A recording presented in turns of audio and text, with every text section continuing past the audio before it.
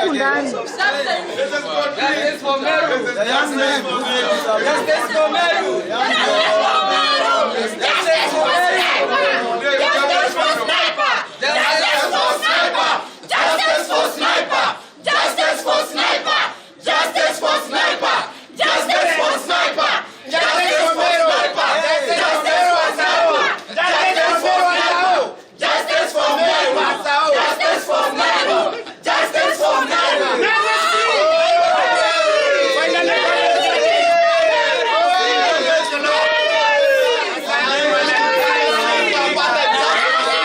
Kirengo kutoka Meru County.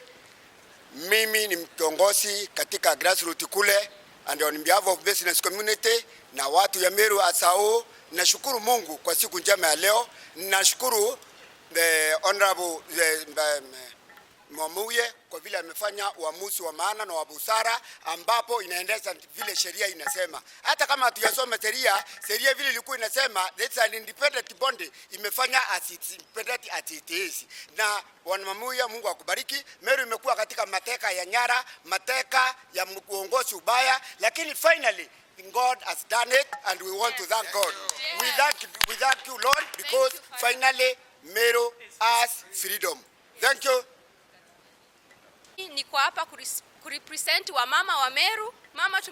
Meru tumekuwa na uongozi wa mama ambaye amekuwa akikuja kusema yeye anapigwa kwa sababu ni mama. Lakini sisi kama wamama pale mashinani tumeumia sana. Yeye ni mama wakuja anachukua vulnerable people, anawapea gumboots, anawapiga picha, anawakika, anaenda anaweka kwa video zake kwa Facebook. Anakuanga na following kwa Facebook, but sisi hapa chini, mimi kama mjane niko na watoto wako shule, hatupatangi bursaries, anapea watu wake, watu mashinani. Ukweli Meru tumekuwa chini ya uongozi wa mama katili. Juzi wa mama hata walikuwa nasema huyu ni kama Hitler, hata kama si mwanaume, ni Hitler ama idamini wa Meru ambaye amevaa dress kama mwanamke. Nimesimama hapa nikiongea kama mwanamke. Mimi ni mama wa watoto 4, niko na vijana na wasichana. Na niko hapa kusema Kawira akuwa kiongozi mzuri, na saizi Meru tuna feel tuko relieved. Wazee, vijana, watoto, kila mtu, we viongozi, waheshimiwa wetu wa Meru leaders, mmeona vile amekuwa akiwakashifu, hajakuwa akisikizana na kiongozi mmoja hata mmoja. So tunashukuru Mungu, tunashukuru Honorable Judge Mwamuye kwa uamuzi huu, umeokomboa Meru. Alikuwa amekashifiwa kuwa yeye sijui ni corrupt, but tumeona ukweli. Wale walikuwa nasema hivyo, Mungu ameapprove wrong through huyu judge, na tunamshukuru sana. Na pia wale wamekuwa na sisi kwa maombi, tumeona mama akisema yeye ni mtu ni mama wa Mungu na Mungu anamsikizanga yeye peke yake. Tumeamini leo Mungu anasikiza kila mtu hii Kenya, na kila mtu ako na right, na watu waache kutumia jina la Mungu kunyanyaza wajonge. Asanteni. Ni hapa ya vijana, tuna furaha kubwa sana kwa uamuzi wa Mwamuye. Kwanza mama huyu ametu deny opportunities za kazi pale Meru. Juzi katika Public Service Board tulikuwa na nafasi ya vijana wa Meru kupata kazi. Yeye alisimamisha hiyo decision, na sasa yako katika kesi na county board ya kuajiri vijana. Kwa hivyo leo it's celebration to the young people of Meru. The voice of the young person shall be heard, na tunaaminia kwamba kijana barubari ambaye anachukua kiti kuanzia leo, na tunaomba kwamba Governor Mutuma tuidhinke apishwe mara moja. DMK MCA wa Bogeta West na Minority Whip katika bunge la Meru, na siku ya leo tumekamilisha safari ambayo tumekuwa tukitembea miaka 2 sasa ya kujaribu kukomboa Meru kutoka kwa uongozi mbaya wa dikteta wa wizi. La siku ya leo tumeweza kufanikiwa, na mahakama imeangalia kwamba mambo ambayo tulifanya pale kwa kumuondoa Gavana Kawira kutoka kwa uongozi yalifanywa kwa njia ya uadilifu, na mahakama imesimama na sisi na imesimama na seneti siku ya leo. Na tunaamini ya kwamba wafanyikazi wa Meru ambao wamefinyiliwa, ambao pesa yao insurance imepotea, hivi kwamba insurance imelipwa only 50 million out of 300, na kwa control of budget tunaambiwa ya kwamba the 300 million has been spent for insurance, ilhali mwenye insurance anasema amepokea 50 million peke yake. Haya ni mambo ambayo tunaenda sasa kuchunguza, kwa sababu imekuwa vigumu kuchunguza, na mwenye mnachunguza kwa kiti ndiye mnaitisha statements, ndiye mnaitisha returns of the infamous system spending of the county government. Kwa sasa akiondoka, tunatarajia kwamba tutaangalia pia hesabu za Meru, kwa sababu pesa zimeporwa kushoto, kulia, juu, chini. Meru hakuna kazi imekuwa ikiendelea. Ni governor amekuwa akizunguka akipea watu gumboots na unga na kupeana ng'ombe moja, alafu kesho jioni anakuja anachukua tena anaenda kupeana kwa kijiji kingine. Kwa hivyo tunatarajia kwamba sasa maendeleo tutapata Meru, na tunatarajia kwamba tutaweza kwenda pale tuapishe naibu wake governor ambaye ni Mutuma Ntwethingi akuwe governor wa 4 wa county ya Meru, na maendeleo tuendelea kuyapata pale Meru. Siku ya leo tunataka kushukuru judiciary kwa sababu imesimama na ukweli, na imesimama na Senate, na imesimama pia na decision ile ambayo ilifanywa na County Assembly ya Meru. Leo tunataka pia tumshukuru Mwenyezi Mungu kwa sababu ilikuwa imefanyika kwamba Meru ni Kawira peke yake anasikizwa na Mungu. Wengine sijui tulikuwa tunaomba nani. Lakini siku ya leo Mungu imeonekana Mungu ni wetu sisi wote, na anaweza kuangalia maskini wakidhulumiwa, na anaweza kuangalia kwamba viongozi ambao tumekuwa tukipigania ukombozi wa Meru, tunapigana si kwa sababu ya vile amekuwa akisema tunapigana kwa sababu ya matumbo zetu. Tunapigana kwa sababu ya Meru. Ingekuwa tunapigana kwa sababu yetu, ametuita akatuofa kama MCAs pesa mingi sana, tungechukua zile pesa na tuachane na hii vita. Hakuna mtu anapenda vita sana. But sisi tunapenda watu tunawawakilisha, na tumekuwa tukipigana ya kwamba wapate maendeleo. Na tunatarajia kwamba kama MCAs wa Meru sasa tutaweza kupata zile pesa za World Fund venye tulikuwa tumekawa kwa bajeti, na mwananchi barabara ambazo wamekuwa kilia zinaenda kufanyika, hospitali dawa ambazo zilikuwa zinapatikana pale zinakupatikana, na wafanyikazi ambao walikuwa waajiriwe na ile bondi ya kuajiri wafanyikazi sasa wataenda wapate zile nafasi za kazi 550 ambazo Kawira alisema hakuna pesa za kuajiri. Na sisi kama MCAs tulikuwa tumeweka kwa bajeti kuliko milioni 300 za kuandika wafanyikazi wapya, kureplace wale wamekufa, wale wameenda kaunti zingine, wale wameenda nchi za ng'ambo, wale wamestaafu. Hatukuwa tunaajiri watu wapya, tulikuwa tuna replace. Lakini yeye akasema hakuna pesa, na sisi kama wakilishi wote tulikuwa tumeweka kuliko milioni 300 pale kwa bajeti, na akakataa. Na mabishano yamepelekea leo koti ya Meru kusema ya kwamba kudissolve ile Public Service Board, na tunatarajia pia wao wataweza kupata justice pale Court of Appeal. Haya ni mambo ambayo tunajua alikuwa akicheza pale, ameenda kufanyika leo. But tuko na furaha sana leo, hatuwezi express hapa, lakini tunajua kwamba kama MCAs tuko na kazi kubwa. Hatutaki kuimba hapa sana, tuko na kazi kubwa sana kufanyia mwananchi kazi pale Meru, na hiyo ndio kazi tunaendelea kufanya, na hapo ndio tuta express our happiness by working and delivering for the people of Meru and making sure resources zinaenda pale kuwafanyia kazi, si kutajirisha watu wachache. MCA wa ward inaitwa Akithi na Lino Minority Party katika bunge letu la Meru. Nataka kusema ya kwamba siku ya leo tumefurahi sana. Tumefurahia sababu ya kutupia ushindi siku ya leo na kupea wa Meru wote ushindi. Niseme ya kwamba Meru yote kwa jumla, kila Meru sahi amefurahi. Na sisi tunataka kushukuru mahakama sababu wamepeana haki siku ya leo. Sisi miaka 2 ambayo imepita tumekuwa tukipigania uongozi, kupata uongozi ambao unasaidia wa Meru katika kaunti letu la Meru, lakini tumekuwa tukisumbuka, tumepata mateso, tumepitia kila kitu.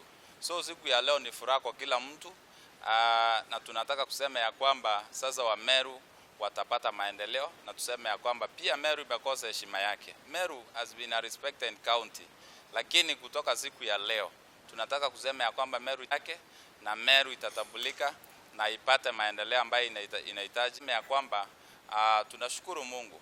Kawira amekuwa akijificha ya kwamba yeye ni bishop. Naona kama watu wengine A person shall not be tried for an offense in respect of an act or omission for which the accused person has previously been acquitted or convicted. H. A declaration that the Senate in its evaluation of the impeachment proceedings before it fails to properly assess each of the specified grounds and determine if they collectively or individually constitute gross violation of the Constitution, warranting the removal from office by impeachment of the governor. Hence, the resolution of 21st August 2024 does not meet the threshold for impeachment set out under Article 181, Clause 1 of the Constitution. Hence, the same be and is hereby set aside. An order of Sacho Orai to remove into this honorable court and quash the decision and/or resolution of the Senate made on 21st August 2024, resolving to remove the petitioner from office by way of impeachment, an order setting aside Gazette Notice number 10351, volume CXX V1 number 130 dated 20th August 2024, published on 21st August 2024, communicating the decision and/or resolution of the Senate to remove the petitioner from office by way of impeachment, and finally K, costs of this petition be provided for. Background. Following the general elections held on 8th of August 2022, the petitioner was duly elected and sworn in as the governor of Meru County. The petitioner has faced a series of impeachment motions by the County Assembly of Meru, with a motion dated 31st July 2024 receiving an affirmative vote by the 5th interested party on 8th August 2024, which was forwarded to the Senate on the 9th August 2024, pursuant to Article 181 of the Constitution, as read together with Section 33 of the County Government Act. The respondent convened a special sitting of the Senate on 14th August 2024 to consider the notice of motion on the establishment of a special committee to investigate the proposed removal of the petitioner from office by way of impeachment. The notice of motion was not passed, and instead, the Senate determined that the matter would be canvassed before the Committee of the Whole House, with the Senate sitting in plenary. On 19th and 20th August 2024, the Senate heard the matter, with the County Assembly and the Governor presenting their respective cases. At the conclusion of hearing, the Senate voted on the matter, and it passed a resolution affirming the decision of the County Assembly and removing the petitioner from office by way of impeachment. By way of a Gazette notice dated 20th August 2024 and published on 21st August 2024, the respondent, the Speaker of the Senate, gazetted the decision of the Senate to remove the Governor from of the Senate standing orders. On 21st August 2024, the petitioner, and subsequently, the amended petition dated 23rd December 2024, which is the basis for consideration in this judgment. On the grounds that the senatorial process of Article 10, the sub judice principle, among other grounds. The petitioner orders, which this court granted on 21st August 2024 ex parte, and confirmed the petition. The petitioner's primary arguments are that the impeachment is public participation and that she was denied a fair hearing. The ruling of this court, dated and delivered on issued comprehensive directions on the schedule for the hearing and determination of the matter, including the issue and interested parties having been joined by the court so as to give all concerned parties an opportunity to be heard, filed and served the same, and responses to the amended petition were also filed and exchanged by the respondent and the interested in the various filings. Highlighting of written submissions was held on diverse dates as follows: the petition and those in support of the amended petition on 21st February 2025 and 24th February, and the substantive finding by the Senate. Adding that the petitioner cannot benefit from claims of procedural violation at straws in a feeble attempt at escaping was not politically motivated or discriminatory. They argue it followed established legal frameworks versus Chetan Arun Solanki 2021, where the court emphasized the evidentiary that the respondent concludes by urging this court to dismiss the amended petition in its entirety, arguing that the impeachment process was lawful, that the petitioner was accorded due process, and that the claims made in the amended petition are without merit. Court not to act in substantive merit review of whether the Senate ought to have affirmed or dismissed the charges against the petitioner, but rather only limit itself to whether the law was followed in the process, which the respondent emphatically affirms was the case. The Senate acted within its constitutional and legal rights. Therefore, the order sought by the petitioner should not be granted. The first, second, and seventh, which meant there was no underlying foundation for the reported those of the petitioner and the first and second interested parties in support. The first, second, and seventh interested parties fully associated themselves, argues that the court should uphold the sanctity of impeachment and not affirm a process that was marred by irregularities. The case has become watered down, and the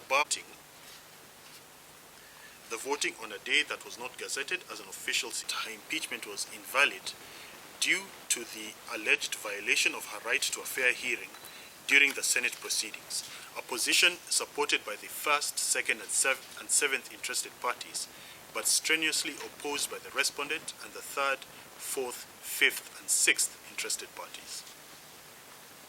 The relative positions of each of the parties on this issue were extensively set out earlier in this judgment, and thus there is no need to repeat them here. From those extensive articulations of their relative positions, it is clear that the issue of fair hearing has 5 distinct sub-issues, being A, whether the petitioner was afforded sufficient opportunity to present her case, B, whether the senators were given adequate time and opportunity to consider the matter, C, what is the probative value of the statements both during and after the fact by a section of the senators,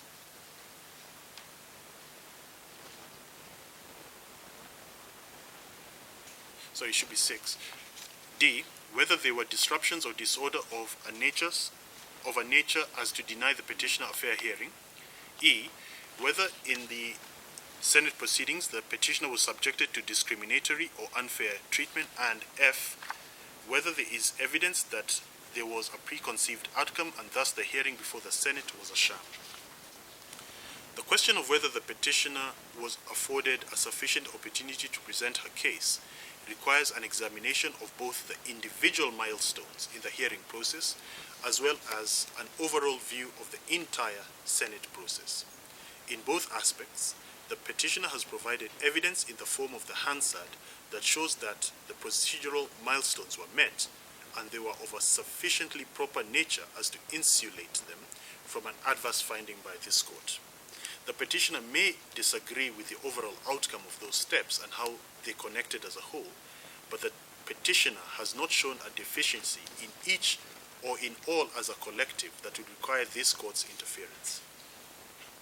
Another aspect of the petitioner's argument is that she was only given 2 minutes to make a personal statement at the conclusion of the proceedings and that she did not get the chance to deliver it. However, the court's review of the Hansard and video recordings indicates that the Speaker of the Senate granted her the opportunity to speak. The uncertainty regarding whether she remained silent by choice or whether there was a technical issue with her microphone does not alter the fact that she was given the opportunity to address the Senate. Moreover, her legal counsel did not raise any objections during the proceedings, either regarding the time allocation or any technical difficulties. Courts have previously held that a party who fails to object to a procedural issue at the appropriate stage cannot later claim to have been denied a fair hearing. In Republic versus Public Procurement Administrative Review Board and another ex parte Gib Africa Limited and another 2012, the court ruled that a party who fails to raise an objection at the appropriate stage of proceedings cannot later claim to have been denied a fair hearing. Since the petitioner did not object at the time, and there is no evidence that she was prevented from speaking, the claim that her right to a personal statement was violated lacks merit.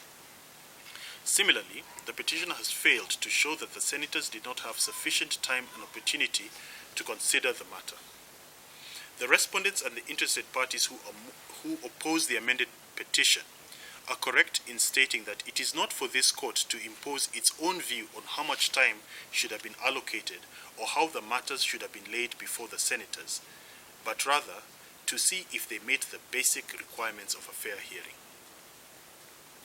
I note that the impugned resolution process commenced substantively with the Senate's decision not to have a special committee hear the matter and prepare a report which would be voted on by the House, but rather have the entire Senate sit as a committee of the whole House and vote as the special constitutional procedures applicable require. This, to my mind, meant that each senator who participated had sufficient time and opportunity to consider the matter. One of the petitioner's key complaints is that senators were only allocated 3 minutes each to debate the impeachment motion, which she argues was an insufficient amount of time. The petitioner has presented signing-in forms suggesting that some of the senators may have objected to the short debate time, as well as statements made thereafter about an alleged admission of insufficient time and opportunity by some of the senators. However, for such an argument to hold legal weight, the petitioner should have ensured that the senators who felt constrained by the debate time had sworn affidavits confirming that they were unable to effectively express their views and consider the matter and file them in these proceedings. Courts have consistently held that procedural fairness should be analyzed holistically rather than focusing on isolated aspects of a process.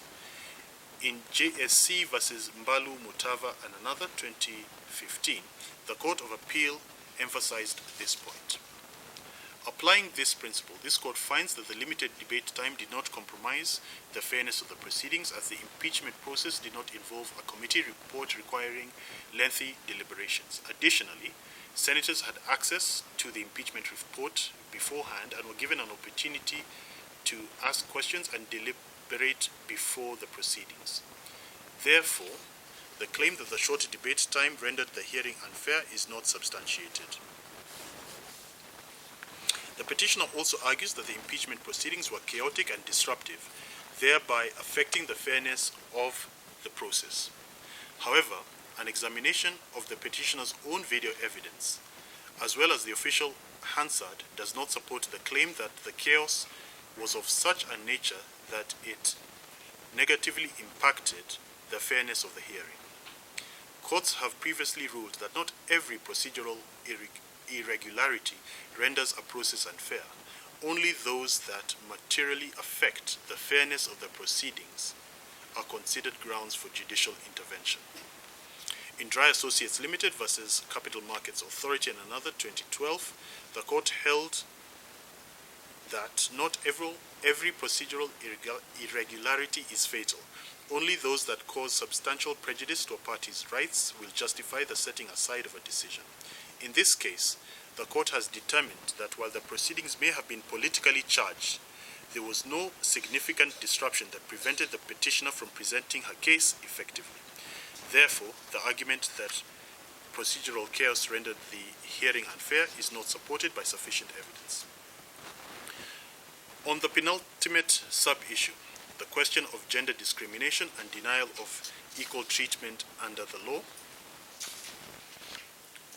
there can be no denying that, zooming out from the present case, we remain a nation that regrettably has not made the strides towards gender equality and promotion of the participation of women in governance that a nation of our democratic credentials should have made.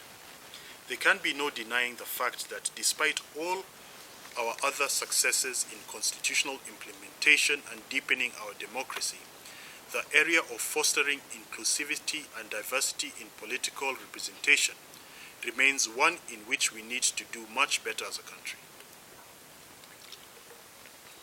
It is difficult for women to successfully demonstrate gender bias and denial of equal protection of the law in the governance arena, because more often than not, these biases and discriminatory treatments are not brought out starkly by those who perpetrate them, but rather they are subtle yet significant actions, decisions, and omissions that create an unequal playing field for women.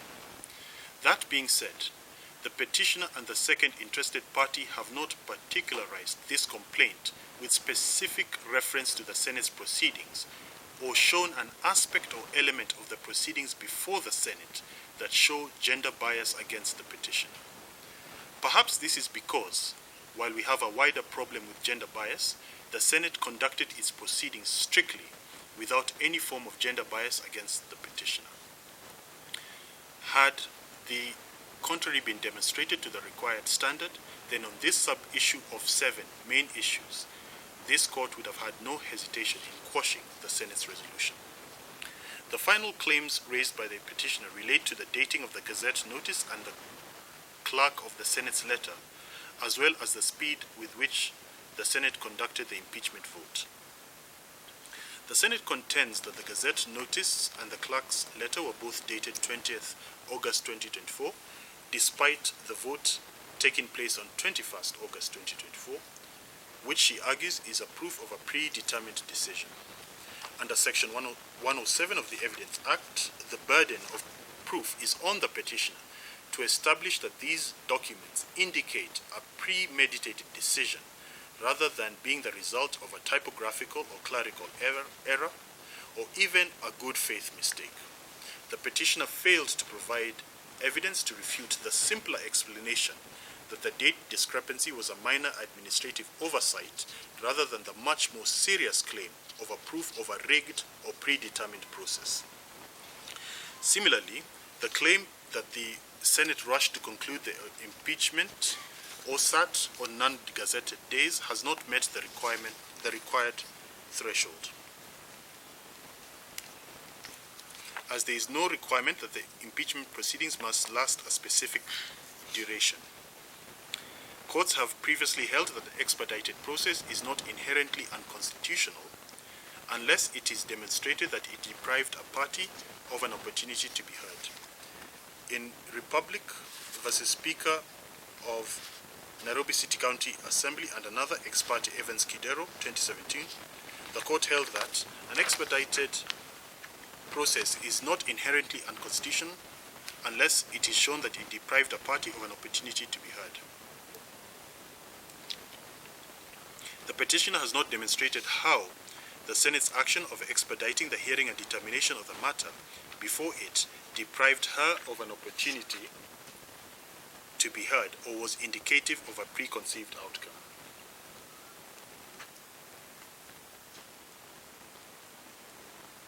An analysis of all the applicable evidence demonstrates that the petitioner was accorded all the procedural safeguards necessary for a fair hearing, including the opportunity to present evidence, respond to both allegations as well as questions from the senators, oppose the county assembly's position, and make a final statement. Excuse me. The Senate proceedings followed standard parliamentary procedure, incorporating an opening statement, presentation of evidence, an opportunity for senators to ask questions, and a closing statement. The court has assessed the totality of the impeachment process and found that the petitioner was given ample opportunity to present her case and respond to allegations leveled against her. While the petitioner has pointed out certain aspects of the proceedings that she considers unfair, such as limited debate time, the opportunity to make a personal statement, the alleged chaotic nature of the proceedings, the timing of official communications, and the perceived haste in concluding the impeachment, none of these claims have been substantiated sufficiently to warrant a finding that her fair hearing rights were violated. Therefore, the Senate's impeachment process was procedurally sound and does not warrant judicial intervention on grounds of unfair hearing. Conclusion. Paragraph 133. Gubernatorial impeachment is an invaluable safeguard against impunity and abuse of office that must be jealously protected. It must not be allowed to become an avenue for fighting political proxy wars or resurrecting the ballot box contestations that were determined by the electorate when it chose a particular candidate to hold the office of governor. In that regard, the Senate, as a national legislative body that is able to rise above the din of the county-level gladiatorial arena, is uniquely placed to safeguard the sanctity, probity, and vitality of this very important accountability measure. Watering down impeachment, lowering its bar too low, or allowing it to become a facade that masks hidden political interests runs the risk of Kenyans losing confidence in the process. Interventions by the courts come further down the impeachment path, and thus it is the duty of the primary duty bearers, the concerned county assembly and thereafter the Senate, to ensure that impeachment remains as constitutionally envisaged. Turning back to the present case, and in light of the foregoing, the inescapable conclusion is that the amended petition dated 23rd December 2024 has not met the required legal threshold for success. As outlined above, certain aspects of what was laid before this court and submitted on extensively by the parties has been reserved for determination in another forum, a situation occasioned by the petitioner's choice to split her grievances into 2 petitions pending before 2 different High Court stations. What this court could safely determine without falling into sub judice was insufficiently articulated for finding in favor of the petitioner. While ordinarily course would follow the event, in the circumstances of this matter, I am satisfied that it is fit, just, and proper that each party bears its own costs. Before I rest my quill by penning the disposition and final orders, I must thank the learned counsel for the parties in this matter for their industry, adherence to strict and short timelines, and the professional courtesy they extended each other. The breadth of their written submissions and the manner in which they ably highlighted those submissions orally made this court's task of judgment writing a lot easier. I would also like to thank the parties for maintaining decorum while attending court sessions, despite this being a highly emotive and charged matter. Disposition and final orders. Consequently, and for the following reasons, this court finds and determines that A.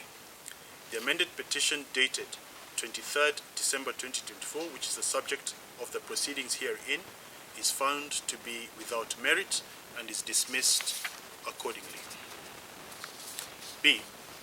The Gazette Notice number 10351, volume CXXV1, number 130, dated 20th August, published on 21st August 2024, and issued by the respondent communicating the decision and or resolution of the Senate to remove the petitioner from office as the governor of Meru County by way of impeachment is affirmed for the purposes of these proceedings.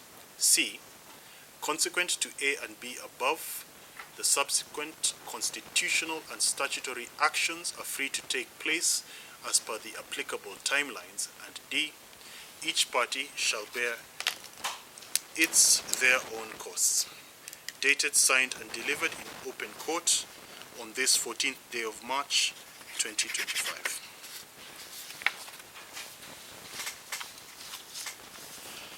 I did, before Councillor Mutuma, before you speak, I did state, as I was reading through, I saw 1 or 2 spelling mistakes, little double words. So I will work on those. It will be uploaded onto CTS. You'll have it today. So I'll do that. You'll have it on CTS today. I have signed the hard copy as required by the law with my handwritten corrections of those spelling mistakes. Yes, Councillor Mutuma? Thank you, Your Lordship, for the time which we not the issue which my court is able to dispose of this matter. Yes. My instructions